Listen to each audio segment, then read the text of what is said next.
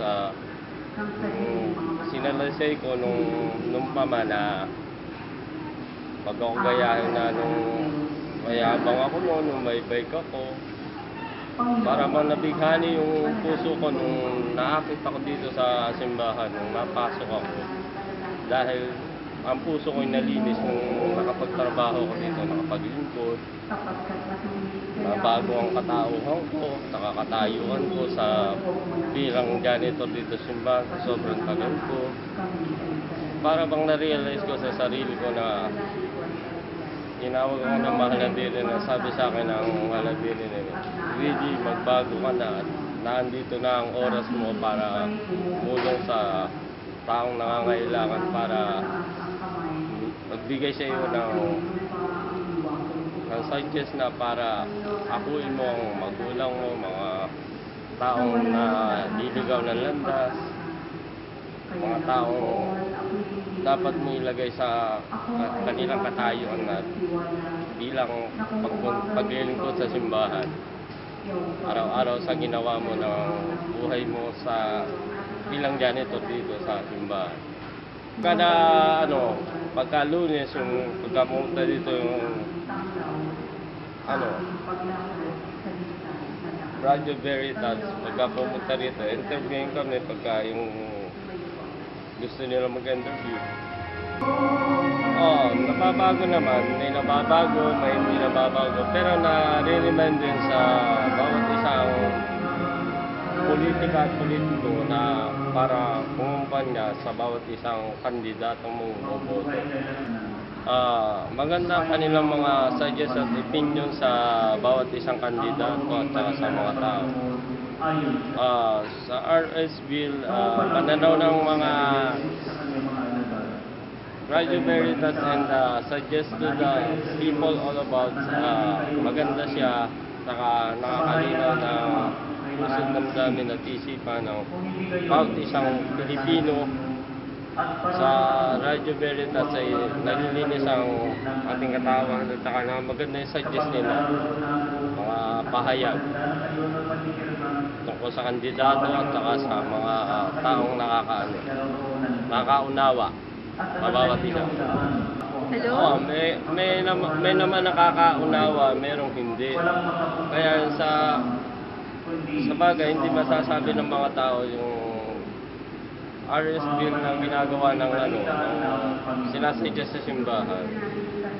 Yun bilang paglinaw lang sa mga katawan ng tao, sa control lang ba sa sex o sa anumang bagay na dapat gawin ng isang tao.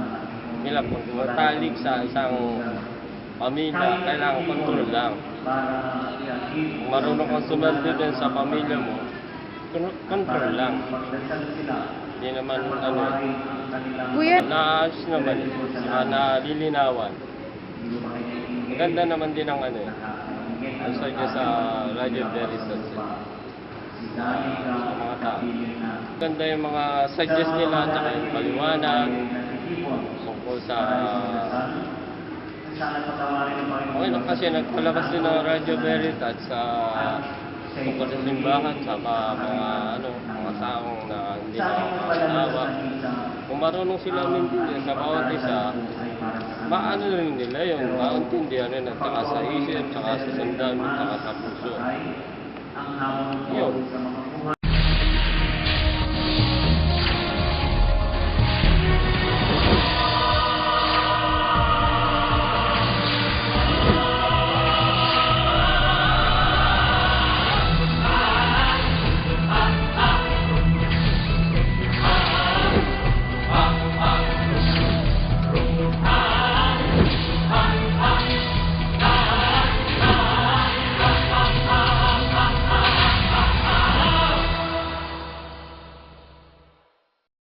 Routine namin dito sa maghapon, mga seminarians, dahil ito nga ay National Shrine of Our Lady of Peace and Foliage, ay lahat ng mga sasakyan sa kahit umakot ng Pampanga, Bulacan, dinadala dito para mag-bless. So, pagkagising sa umaga, morning prayer kami, tapos kakain, tapos sabak na yun, from 8 until 12 p.m. kakain na kami, tapos pahinga, 2 o'clock. Yeah, sabak ulit kami hanggang 6. Tapos 6, yan, pahinga na yun. Maghapon lang kami nagbe-bless ng sasakyan, ng news articles. Yun, pag-bakasyon yun, kapag celebrate o bakasyon. Then, so personally, hindi makakakinig ng Radyo Veritas pag maghapon na may ginagawa dito. So nakakinig lang ako ng Radyo Veritas kapag umuwi ako sa bahay namin ng gabi na or minsan pagising ko ng umaga. Gabi na.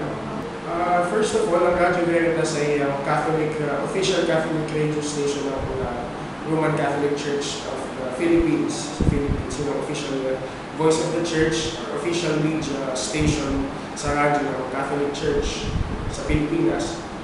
And then, of course, para maging updated din ako, hindi lang sa religious or sa church news, para maging updated din ako sa current issues ng bansa, nilalabas din ng Radyo Veritas.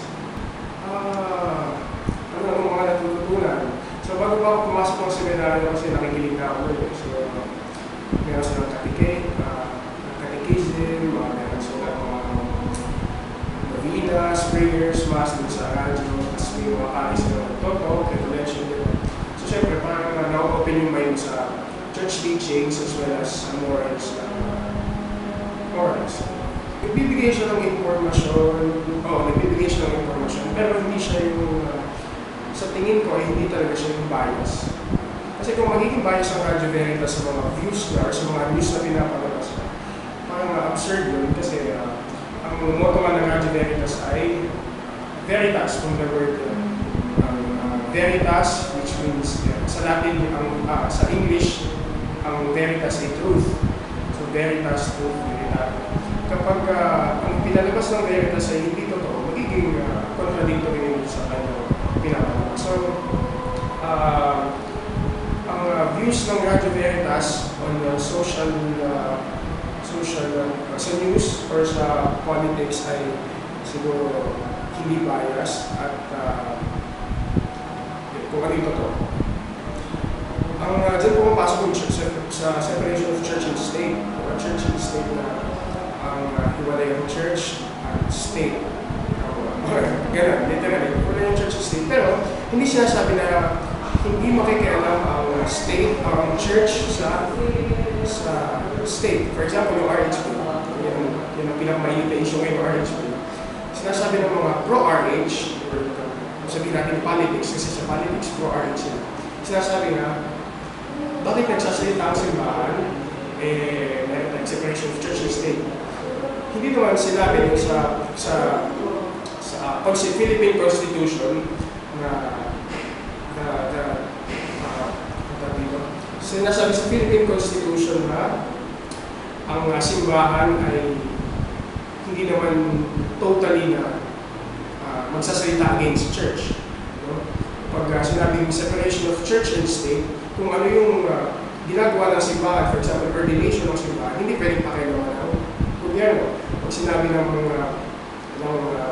church naman sa state, hindi pwedeng makialam ng simbahan kung sino ang iboboto ng simbahan, kung sino ang iboboto ng presidente. Kaya wala tayong, sa simbahan wala tayong lahat dito sa diocese na to, ay iboto natin sa kanila. So walang ganun. Dahil yun ay freedom of speech din.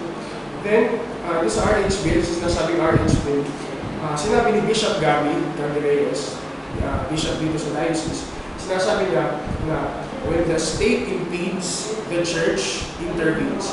Kasi ang tinatapakan na ng RH Bill ay yung church morals.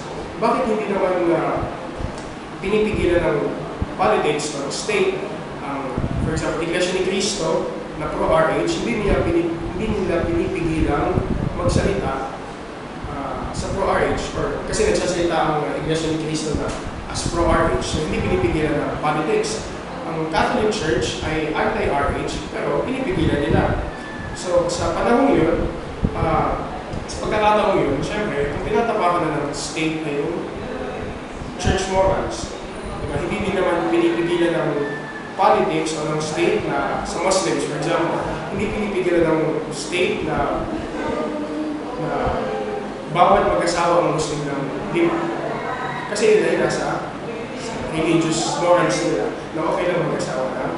Di ba? So, sa religious morals ng Catholic Church, wala yung abortion, wala yung ganyan, contraception, wala yung ganyan. So, hindi pasok yung separation of church and state yung kumbaga, pang-illusion lang yung dahil tinatapakan na nga yung morals ng Catholic Church. So, the church has the right to interview.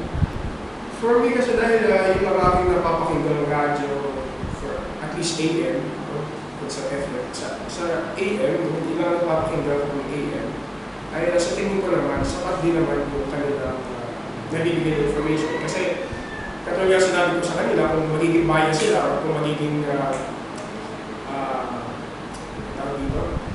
hindi totoo yung binibigay ng information about politics or sa country as a church.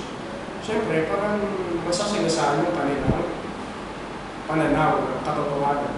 At alam din natin na ang Veritas ay ito yung official voice din ng mga tao nung panahon ng People Power 2. So yun, sa tingin ko, ang balance lang naman ang views ng Veritas regarding politics and church.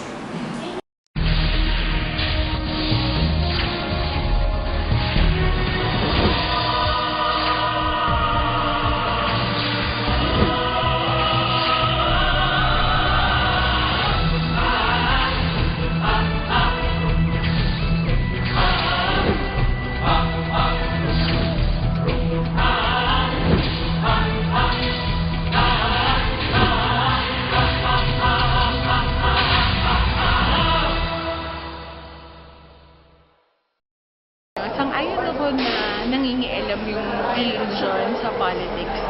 Siguro in a sense lang na kailangan yung mga ilam kasi naapektuhan yung buhay. Kasi dun sa RH bill naman, tinatakay lang dun at naapektuhan lang naman yung kasi parang pumapatay na tayo in a sense eh. So siguro yun lang yung part na kaya nangingialam yung Katolikong simbahan. Pero the rest regarding graft and corruption, taxes, etc. Hindi naman sila nangingialam dun. Siguro ito lang, kaya medyo naging assertive lang yung, or naging parang kumilos lang yung simbahan Katolika kasi nga naapektuhan nga yung buhay na pinapahalaga ng simbahan.